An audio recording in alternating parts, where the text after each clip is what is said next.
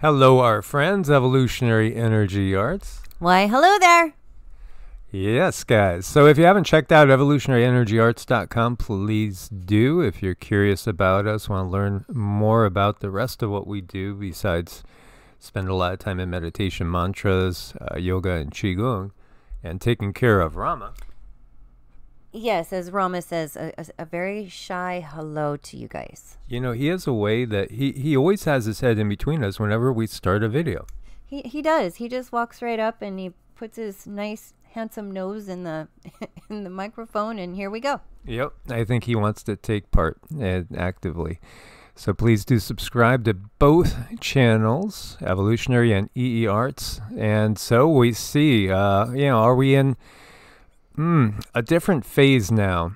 Perhaps a different phase is truly starting on the planet, as what you're looking at is what they will say is the largest active volcano on the planet. Yeah, this is Mauna Loa. This is not Kilauea. This is Mauna Loa. And this is in Hawaii, and Mauna Loa has awakened. I know. And when I checked on this is curious, because so many things that we see are manufactured through technology, but this is something a little different. The Earth is, it's like she's speaking to the sun. So she's reacting to the sun, and that's what that looks like right now. Yes, absolutely. And Mauna Loa actually is the vast majority of the big island of Hawaii.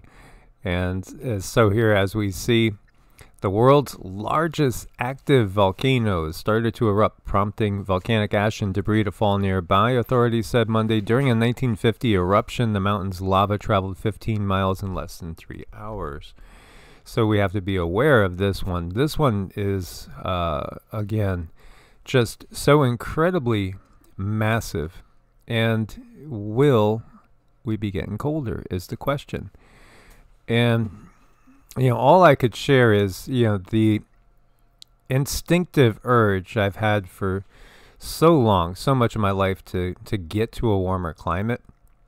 And yeah, I've had these visions of being on the road, and I don't know why recently I twice had visions of, property in Alaska, which again, it's bizarre. But, when you do look at the maps, like David Devine, who does such good work documenting these cycles, and he is aware as well of the natural and of the unnatural processes on the planet. David's a very, very intelligent man, and we've had fabulous, just hours and hours long conversations with him. I don't think we could communicate live with each other. Via text is the only way we could talk for less than an hour, because man, there's so much to talk about in this world. And when you've analyzed everything that's coming and already actively happening from all these different angles, as you're going to see a little poofed, there it goes, poofed, right there. Yeah, 38 years of quiet. Boy, there's a lot to talk about. Our whole world is just, it truly is fascinating, even if it is some sort of vast projection, so to speak, and we'll touch on that as well. Now, the caldera is not overflowing as of this time. Well, this will have to probably be updated often. When we look over at Italy, there were horrible floods and massive landslides, and we have at least 8 people lost. And we also have, well, I should say we have 12 people lost, 8 people confirmed dead, unfortunately, over in Italy from these horrible landslides. And again, the rains that we see on this planet, they're just overwhelming at certain areas. And then of course we still have vast droughts going on in other areas. Over at Etna, which is another one we watch due to its activity, and then also Etna being mentioned by who, Edgar Casey.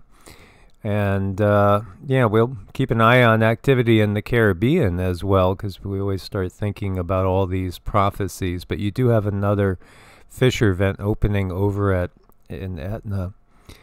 Italy, oof, what a history it does have, and yet a history of tragedy too. I mean, you guys, I'm sure as kids we all look at Pompeii and those figures that were holding hands when the lava came down on them, and their bodies, of course the spirits have moved on, the spirits might have had a dozen lives, maybe more, but the bodies forever frozen in that stone as the lava came down over Pompeii.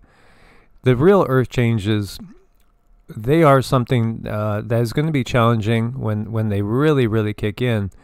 But again, the geopolitical, the dark shroud that's upon the planet right now is truly the greatest challenge to mankind and to really all life on this planet.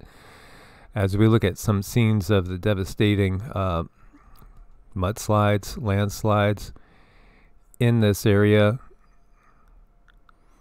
it's just, again, there's been so many tragedies all across the globe. And this one, you could see what the rains can do, just sweeping cars away. This has been the norm on this planet, I want to say, since like 2017. It really does feel like I remember covering some of these and watching some of these catastrophic floods before that time period, but ever after that eclipse in August of 2017, it just seems like everything's gone through the roof. And then, of course, we're approaching the second eclipse. It's getting closer all the time. April of 2024, the X marks the spot eclipses. Mm-hmm. Yes, we have that information coming up too. And, I just wanted to kind of talk about the volcano activity for a moment, because even though our mother does not want to hurt us, she does need to cleanse herself. And this is a very natural way for her to bring cleansing into the oceans, because there is so much dumped into our oceans that make the life very, very sick. So in a way, this is a good thing that she's doing this. The lava goes in there and it cleanses everything. So let's just hope for, a nice, gentle cleanse and no one getting hurt. You have to understand, too, when you look at the system that's in place upon the planet, it does appear to be anti-life. It truly does. All the poisons, all the toxins, all the pollution, all the runoff.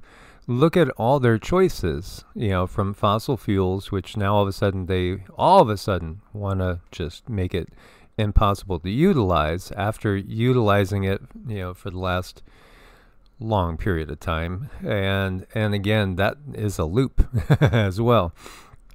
As we've talked about mud floods, we've touched on Tartaria, Atlantis, all these civilizations that were, and perhaps, again, everything is distorted, completely distorted on purpose. But part of the purpose of polluting and putting these toxins out is they know that the planet will have to react.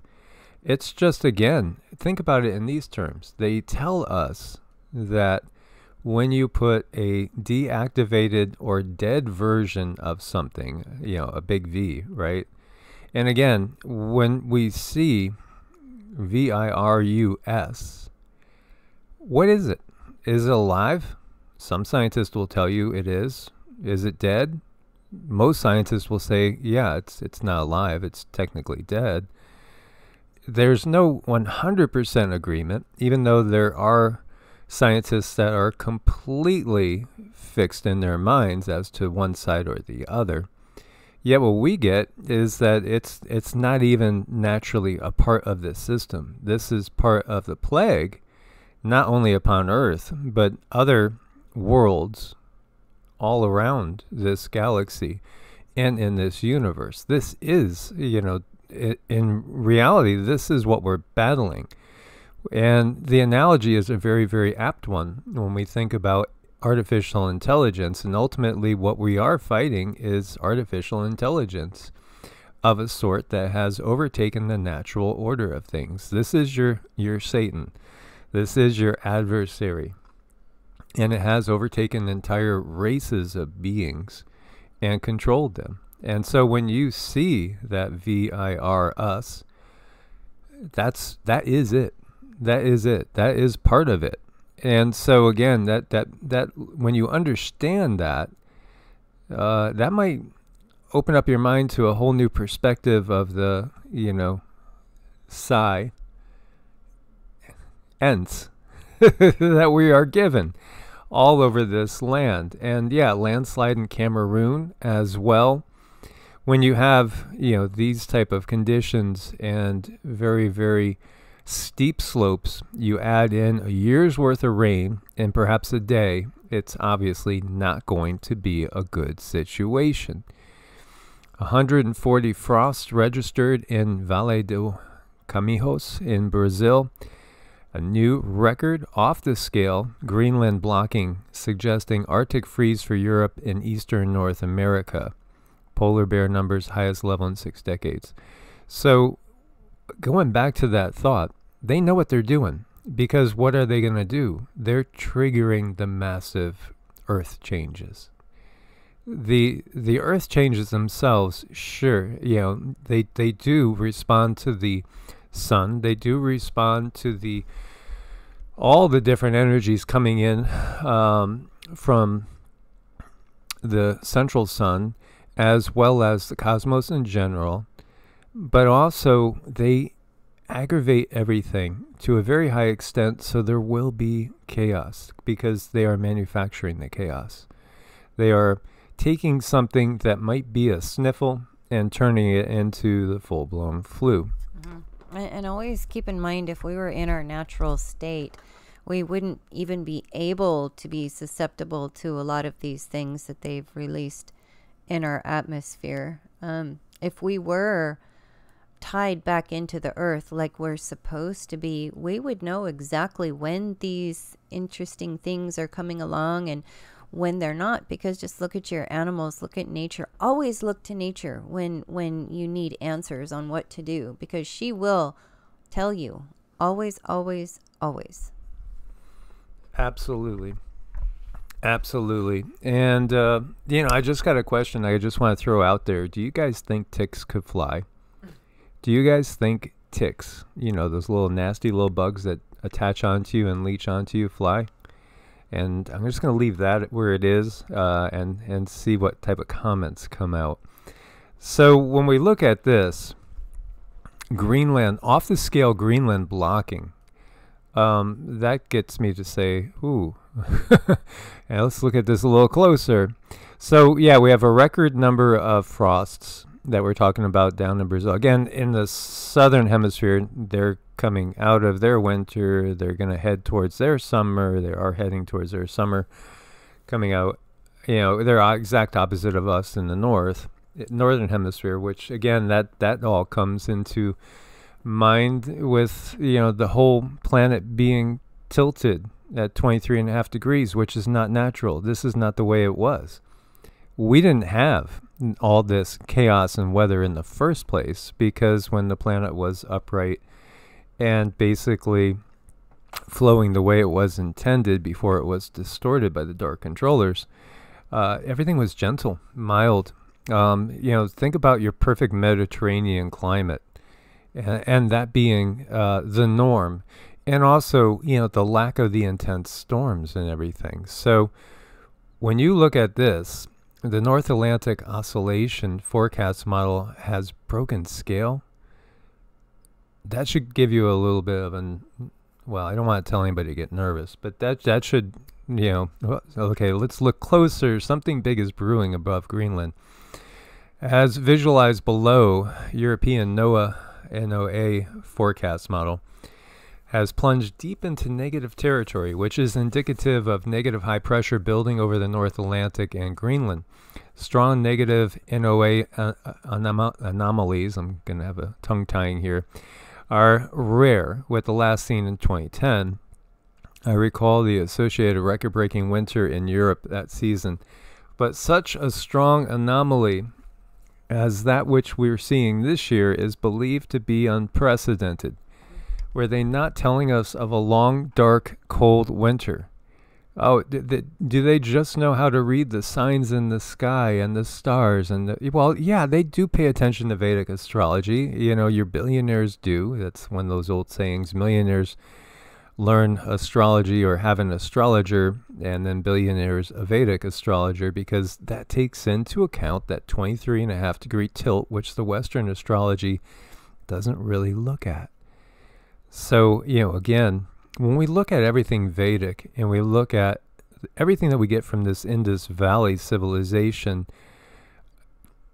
we find there's leftover knowledge there that defies our global reality that we're given by the history books. It defies it because they knew things they couldn't know given the history of humanity, unless they have direct access to extraterrestrial or higher learning that we have lost, as far as the masses have lost. Of course, it's hidden in the secret societies. This is knowledge from the Golden Age, from the Satya Yuga, that still is being passed down to us. We just have to pay attention. So what you're talking about here, in the real world, a negative NAO, aka Greenland blocking, wildly increases the chances of polar conditions funneling over the European continent, particularly northern and western nations, as cold northern air gets diverted south. Similarly, eastern provinces and states of Canada and the U.S. are more likely to endure Arctic outbreaks. Yeah, and we have seen the Gulf Stream weaken, and there's articles that we can dig up. I wanted to give you guys a relatively brief update, but we can pull up the articles. Maybe we'll touch on that in some other videos coming up shortly, but where it shows that the Gulf Stream is weakening. So what happens is, as the ice melts, it gives you this welling of, again, fresh water, which then runs off, and it displaces the salt water, which will interfere with the Gulf Stream. And instead of the Gulf Stream going up and heading towards Iceland, where it's going to keep everything nice and warm, because again, the Gulf Stream comes from the Gulf, it diverts and shoots straight across towards Portugal and northern Africa, and everybody above that is going to be in a world of hurt as far as the cold weather goes. Definitely newsworthy, and for people to stay prepared, because that's really all we can do. Sometimes we're in situations where we just can't up and move. We don't know where to up and move, even if we could. But the one thing that we do have control over in our lives is how we respond to information. And really, a prepared mind is, you're not going to get much better than that. When you have backups to your backups, and you have a deep understanding of what's going on, you're going to probably be the one that others look to for answers. So our job is important. It is important that you go down these rabbit holes and have this understanding, because people are going to be just kind of taken back when they realize that, hey, this is really wrong, and you're going to have those answers. So I really encourage everyone to just continue to stay ready, prepare, and stabilize yourself through your spiritual practice. Yeah, so when we bring up this is what we're talking about here. When this flushes out, and this might not be exactly what is completely well, it's really just a matter of degrees, but this reality is always a matter of degrees, isn't it? Isn't it? So, again, it doesn't mean the apocalypse is upon us, but again, I gotta say, our leaders of this world enormously psychic, or maybe, hey, maybe these scientists know what they're doing, or maybe, hey, maybe there's a lot of technology involved that the public doesn't simply understand. So when we look at a nice, strong Gulf Stream, hey, you might think Iceland is horrible, but and Iceland is pretty barren. And again, this is another fun little thing. Greenland is totally covered in ice, and Iceland's not really covered in ice. But then again, things change, and this is why things change, because things have changed, and they can happen very, very rapidly. So the Gulf Stream, again, keeps everything tolerable up here, because when you think about how far north, the Nordic countries are, for instance, we have a lot of family, by the way, over in Sweden and Norway and Finland and Denmark, but when you're really talking about Sweden and Norway and Finland, they're way up there. They're way, way up there. Without this, it becomes Siberian. It becomes Siberian, and that's not easy to deal with. So when this shifts and is heading more straight over, again, what's it going to impact? Well, besides the fact that if you have heating shortages of, heating oil, heating supply shortages again, it becomes absolutely deadly because, again, temperatures that might be hovering around 0, all of a sudden, how do you deal with negative 20? Not easy if you can't heat your home. That's for damn sure. So, again, this is something to really pay attention to as you see what happens here. Again, long, cold winter. Wow, these guys are prophetic. It just begs to ask the question, why is there a Dyson sphere in that Vatican lawn? Yeah, very cold earth on this map. Where did summers disappear in the southern hemisphere? And when we are in a full-blown ice age, by the way, the growing area in the U.S., it all of a sudden comes when we are fully engulfed in the sheets, I should put it, at like a peak. You're really just limited to the area right around the Gulf. You really, really are. And so, again, I think it's good to look and see where some of these people that have a little bit of insider trading knowledge have bought their farmland, so to speak. And, when I think about Bill, who? Gil Bates. Gil Bates. Do you know the number one state he bought his farmland in? Louisiana. And Florida is, the warmest, overall state. And we have, Hawaii's warm as well because of the Pacific. But yeah, Louisiana stays pretty warm for the most part. Now, albeit hurricanes are an issue, but when we get to that staying colder, and if that flushes farther south, you won't have to worry about hurricanes really so much, as the frequency will decline a lot. Unless, again, there's other technology involved, which can always happen. So we have a G1 minor storm. The KP has gone up to a 5. It is interesting how they've cut down on their lack of... they've cut down on giving us the actual numbers, direct numbers. As far as I know, if any of you guys know, I have not been able to find it where you can actually see the exact numbers to the number of sunspots each month, because they were keeping track of that. They were keeping track of the exact numbers. We can go over here and we could look at this and we could see the projections. But the live version of this, you could hover over and you would get a number. Now, that has stopped. It appears right now, as this is daily, is that the sunspots are looking a little bit under the norm at this last little juncture. They have been running substantially above what was predicted. And you see there's two different predictions here. One that's curving solidly up, the other one which takes a nosedive. So, again, I find it curious that all of a sudden now they kind of cut that off. By the way, there is a high-speed solar stream of solar wind approaching Earth that will be hitting us on the 1st. Today is the 28th, so we have like 3 days, and that'll be hitting us. So again, be aware, more volcanoes going off, more big earthquakes, more changes to consciousness as well. Mm-hmm. Yes, you might have days where you're extremely exhausted, or maybe you're really, really wired.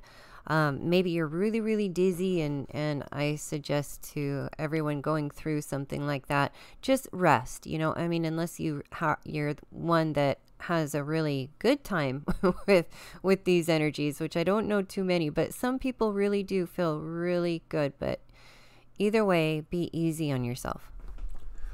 And again, this is Science Alert here. And this is talking about, you look at the terminology they give us all the time. Ancient zombie viruses, frozen freons in Siberia are now being released as the world warms up. Permafrosts are melting, so all these microbes, and they'll tell us all these different zombie viruses from the Siberian permafrost, including one thought to be nearly 50,000 years old, a record age for a frozen virus returning to a state capable of infecting other organisms. Here is your zombie apocalypse, they're telling you. Has nothing to do with anything else out there. It's all due to the permafrost melting, and ultimately it's due to you driving your kids to the soccer game. And all those cows burping. Yes, the cow farts and all that. Yes. Yeah, absolutely. So again, and then you look at what they're calling this too. Gosh, where did it go? Basically, what they're calling it has to do with Pandora's box. And they're talking about 48,500-year-old amoeba virus, actually one of 13 outlined in a new study. And, something that they're naming it Pandora something. So again, Pandora's box. That's another mythology. Pandora opens her box and lets in all sorts of evil into the world. It's always blamed on us. And then again, people, some, not you guys. I was really very, very, this is off the cuff, pleasantly surprised to see that you guys, as a whole, took that very, very, could be disturbing understanding of what we're doing when we say we believe in a BLOOD SACRIFICE very well, as it was around 97% approval. But again, it's also because they kind of keep us from being exposed to people that haven't seen the channel anymore. This is exactly what they do. They keep you in a box. So open up Pandora's box and go and spread these videos far and wide so people can understand what's going on. Yes, so it's like we need to do the reverse effect. Absolutely. But, it's again, it's almost a joke to them in reality. And we have noticed this, truly. They almost take these things as a joke. And this is the actual abstract. This is the scientific paper right here that you could look into, talking about these previously frozen viruses and bacteria that are now being released into the world via the opening of Pandora's box. And 3.5 billion year old rock structures are one of the oldest signs of life on Earth. Fossils called stromatolites from Western Australia were created by microbes 3.48 billion years ago. This is interesting in that, they give us some things that are totally off, like our history. They give us other things that are somewhat on, and other things that are falling in between. So when we do look to, the age of the Earth from a scientific point of view, what we do get is that the age of the Earth is pretty close. If you look at the ancient Vedic sources, the ancient sources from the people of the Indus Valley, which again include the Bhagavata, Purana, so many different books, the Upanishads, and gosh, there are hundreds of books to go and pour through. And in fact, I remember when we were in New Mexico, and since we were so unplugged then, we did do a lot of studying and reading. It dwarfs the biblical texts. All the biblical texts. If you want to include the pseudepigrapha, if you want to include the Nag Hammadi, all the Gnostic texts as well, they probably are not even 10% of what you have coming from this area of the world, which is again leftover gold and silver age knowledge that's still available to us if we just open our eyes and look. So when you look at the dates they give, yes, there are some things that are confusing, but there's also some things that are amazing. Like they understood the shape of the galaxy. They understood the shape of the Milky Way galaxy. They understood in light years the size. what it would take to travel across the galaxy. How in the world would they understand that? How would they understand that? When they tell us the age of the Earth, it actually is almost exactly what modern science says the age of the Earth is. And that's kind of mind-blowing in and of itself.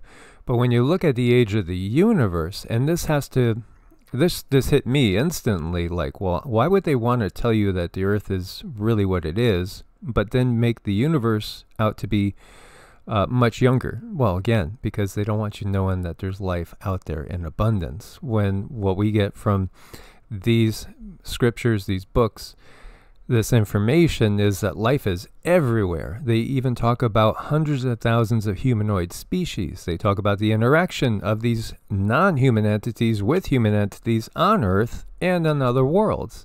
Loka, there's many lokas. Lokas are worlds. There's countless worlds. And they even tell you that some of these beings that we take as gods come from different worlds. It's just that clear. As well as some of these beings that we take as demons come from other worlds. And it's just that clear. But why would they want to make the universe seem 10% of the age it is? Well, again, because there's many advanced civilizations out there that we are just infants in our technology in comparison to.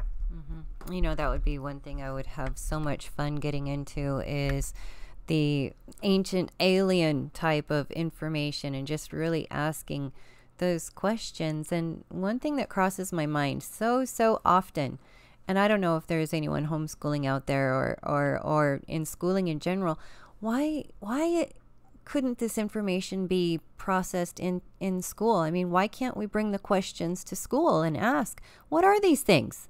And have a open discussion about that.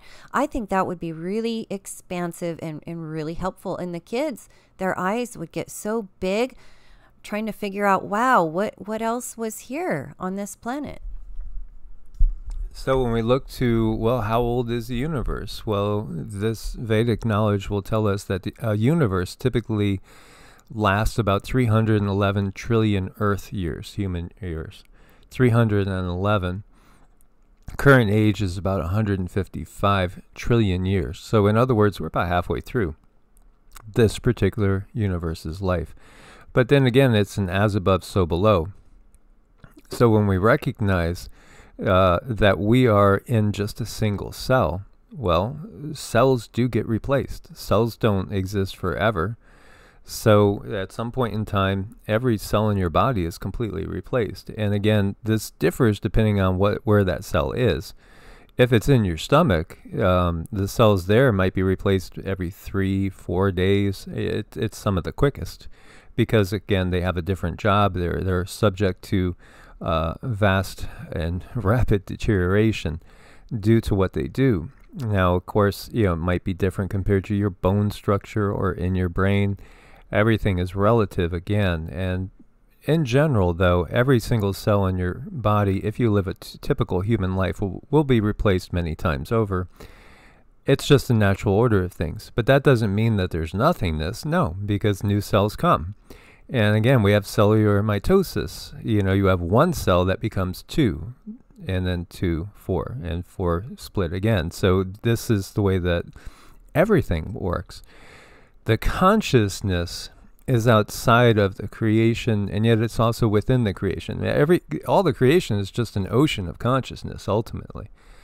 An ocean of consciousness that we're in. So even when the universe ends, like again, we have a Big Bang, Big Crunch concept in our Western science. Even when the universe ends, it doesn't mean that everything ends, that we end. No, again, there's always new worlds, new universes being opened up for exploration of consciousness, because consciousness itself, as Max Planck said, who is one of the founders of modern quantum physics, you can't get behind it. There's nothing that comes before consciousness.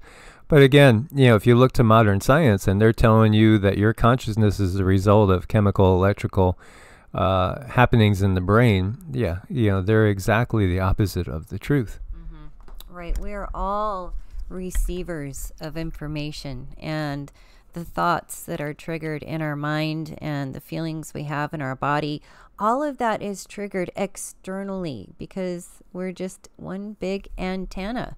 And that's why we always kind of nag about keep your temple clean, because those messages that are coming in, they'll be much clearer for you and you will understand them in a much deeper level.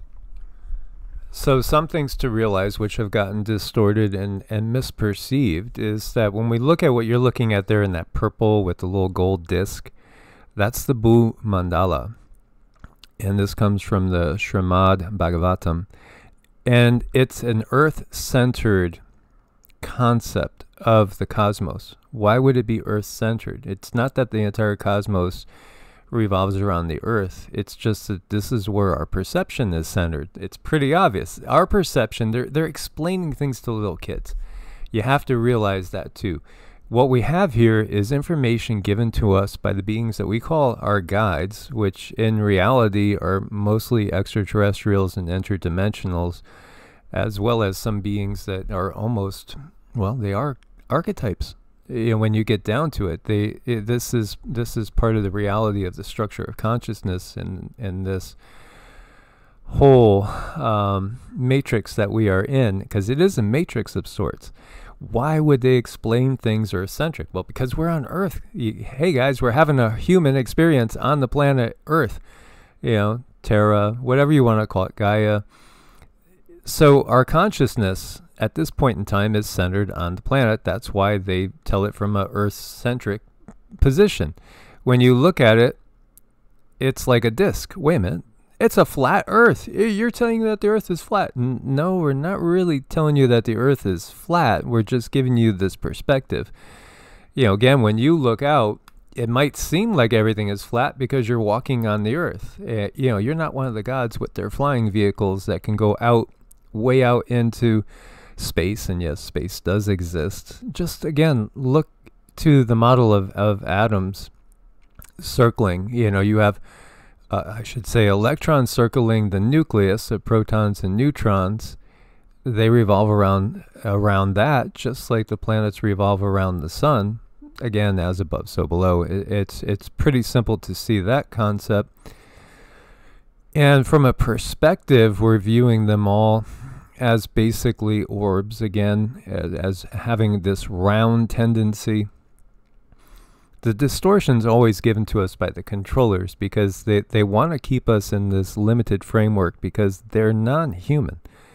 And so they want to make us think that it's all our fault, our problem. It's just us. There's nothing else out there. There's nothing interfering with human life. Human life is doing all this on their own. It's all because you disobeyed God. You ate an apple. How dare you eat that apple? No.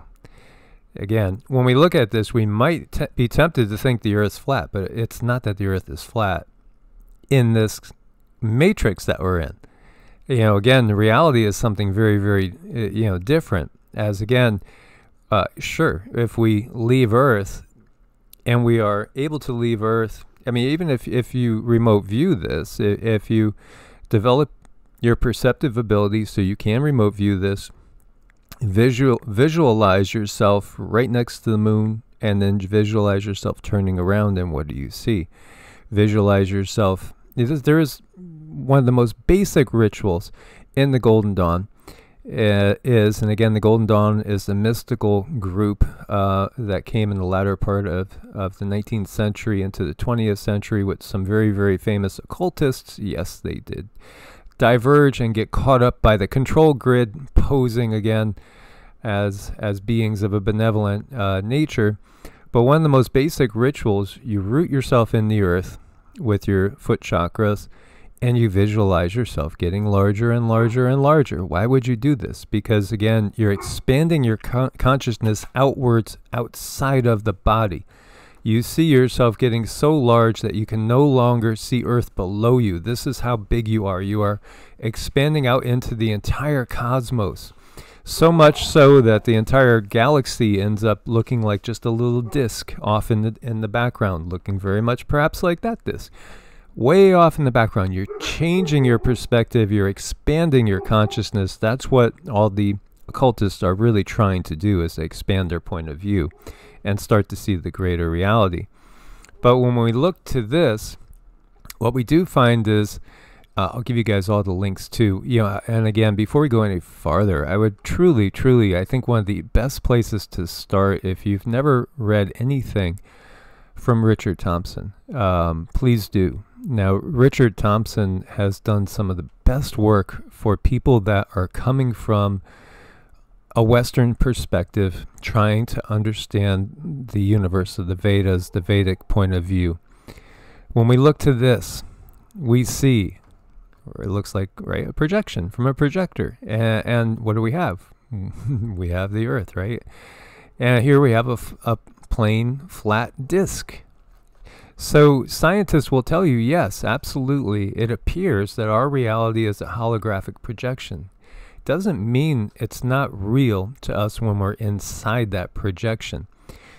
And again, when you look at a flat perspective, a 2D reality, what's missing? Again, we're basically missing time and space. So, in some ways, you can say space is not real. This is where the flat earthers are on something very big, onto something very, very big, very mystical, but then they think it's that just the earth is just this flat plane, that there's nothing else out there but us and God. And in a way, yeah, it's just Source in the first place, Source having a dream of the division of itself into an infinitesimal amount of different perspectives to be exploring its own creation, which is just a creation of its mind. Because again, nothing that we see is it has a basis other than the fact that it's part of that universal consciousness that exists. So yeah, the 2D universe, so to speak, the 2D reality wouldn't have time and space, and so it ultimately would be eternal in a sense. And so this is part of that mystery, as we are just points of consciousness within this vast ocean, but it doesn't mean that it's not real. And that's the part that I would encourage you guys to meditate on. So again, your body is a vehicle, and when we're in this body, yeah, our perceptions are different. Yes, if you were blessed to have some benevolent ETs come down and say, hey, want to take a ride? And you're able to go take a ride, you would see that, yes, the planets do appear to be like this. They do have a roundness to them. You would see their moons orbiting around them. So, a lot of what we see is kind of on track as far as what the powers that be will give us, but a lot of it's also a distortion at the same time, and I hope that helps. Definitely gives us something to chew on and find understanding about. But I kind of look at things like, we have light and we have sound, and when those two things come together, we have form, but they need each other. So that's just, again, it goes back to the symbiotic nature of our world. And, just give me a little bit more, because what you said there is so important, the light and the form. Right. Light and sound makes form. You've seen a lot of those. Yes, light and sound, and that makes what we are. So one can't really be without the other. And so we have that. And think about this. Why do we do mantras? And so we do mantras, and people will say all the time, do I have to say them? Yeah. Can I just think them? It's more powerful when you say them. And even if that saying them is kind of humming them, that's still powerful. Because again, in the beginning was the Word was with God, the Word was God. Yeah, that's all of us. That's all of us. That's not just Yeshua, Jesus. You have to recognize this again, separating the light from the darkness, and the void, the whole concept of the void. And ultimately, yes, the earth is our mother. The entire manifest cosmos is our mother. So it's the Shiva and the Shakti. It's the Narayana and the Narayani. It is the apparent duality, which is in effect really a unity. Because there truly is no duality when you get down to a certain level. There's just a unity, and everything is this illusion, but there's an illusion for the purpose, and illusion is based on love. And I know I've given you guys an awful lot for an early morning conceptualization, and I know this is nothing we haven't covered before in different tangents, but yet it is the bigger perspective on things. Yeah, so definitely doing your mantras creates that form around you that you are meant to be, that beautiful spark of source energy. So, and I don't know if you guys have gone online, but looking at sound experiments and what sounds make certain shapes, that's exactly what we are. And one of my biggest awakening points was looking into Dr. Emoto's work when he was making sound and freezing water at the moment that sound was made. And remember, we are mostly made up of water. So the sounds that we make, you know, good words, curse words, remember, it's all going to be patterned inside of our body. Yeah, as you can see here, you discussed me and thank you are very, very different patterns or different frequencies. So another thing people will say, well, I do my mantras all the time, you know, and then what's your mantra? Well, every day I'm becoming stronger and better. Well, okay, that's an affirmation. When I'm talking about mantras, what we're meaning is in Sanskrit, because you have to recognize the English language is the controller's language, and this is a language of a dark age. So every time we're using the English language, we're doing so with a series of sounds that are constructed to give you the harmonic resonance of this. And, you know, again, we want to create something that's positive in our life. We want to create beauty in our life, and we don't want to create any more negativity. So when we talk and use the Sanskrit words, they're coming from a golden age, silver age perspective. They're coming from a harmonic place. Again, who was it that took and gave us 440 being your middle C tuning? It was the Rockefellers. 432 is going to resonate. 440 is not harmonious. So again, they've taken all this knowledge, they understand it entirely. They've twisted it on purpose. So when you use the Sanskrit terms, take the time to learn them, just copy them.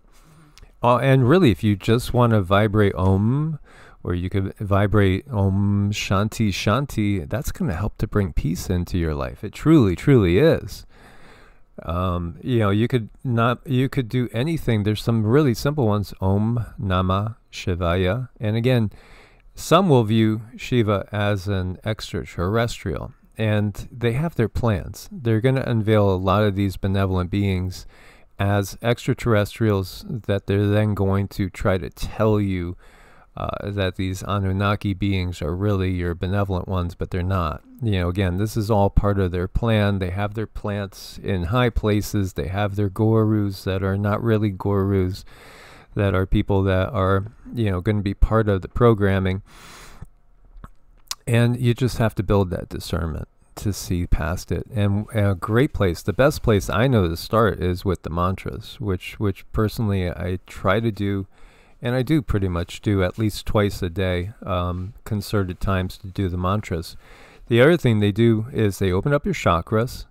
And so again, well, if my chakras are open, does that mean I'm going to be open to demonic possession? No, it's when your chakras are closed that you're open to demonic possession, because that means you're shut off from the higher densities and the higher realms. And then the only thing that's around you is the controllers. Indeed, that's definitely true. So you want to have yourself in as much alignment as you possibly can, so that when something is out of whack around you, you can sense that immediately. You know, you can sense to the left, to the right, up, down. You know that there's an energy force around you that's not belonging in your field, so you know what to do about that. Absolutely. And more to come, and please do binge watch, guys. Go check out those playlists on mantras and healing and energy work. And we want to thank our Patreons and our people supporting us over on Ko-Fi. You know, Jesus gave us a donation yesterday. Thank you so much for your support, Jesus. And you can do a one-time donation or a monthly just by changing the number of coffees there. We do appreciate it because, again, of course, the controllers don't want this knowledge coming out. As always, God bless and namaste. Namaste.